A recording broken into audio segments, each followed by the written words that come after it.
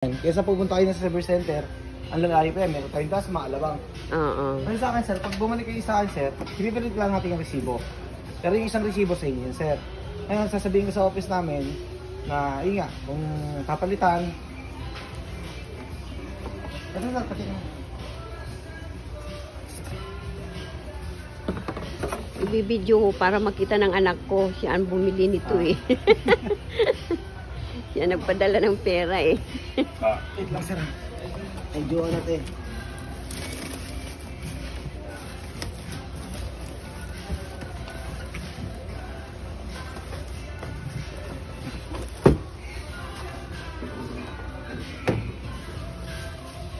Sir, turuan ko lang kayo sir ha. Paggamit po ng oven natin sir, pag ito nakasaksak sir, huwag niyong bubunutin pag may ano pa. Hintayin niyo muna mawala yung init bago niyo patayin. Pero okay lang yan sir, kung nag-zero, zero na siya. Okay lang po. Kasi kapag tumunog to, okay na yan sir, huwag niyo lang ibabalik. Diba, pinindot niyo. Natunog yan sir, diba?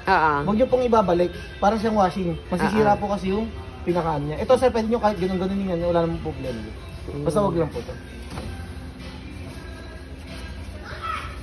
Eh sir, ito pa yung plates niya para umikot. Check niyo sir. Baka niyo po. Para makita niyo.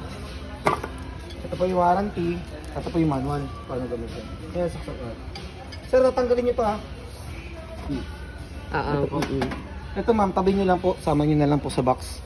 Ito po, pag di niyo ginagamit yan, kunyari, i-stack niyo siya ulit. Pwede niyo siya ibalik. Kasi ito, para hindi lang mapasukan ng mga, kunyari, mga insekto, ipis, ganun po. Kailangan niyo ibalik. Kunyari, ginagamit ko lang po siya kapag, umiinit po. Kaya sir, dapat po siya nakasigit na po. Ayan sir, saksak natin.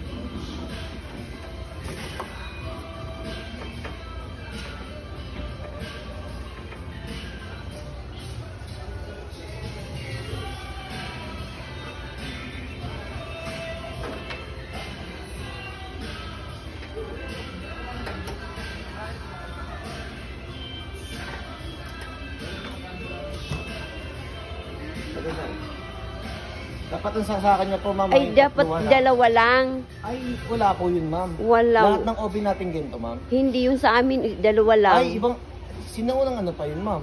Ay, dalawa lang aming saksakan. Hindi, ma'am. Bili na kayo ng extension. Pwede po siya. Yung extension yung parang adapter. Meron po nabibili dyan. Ito po, pa. Ay.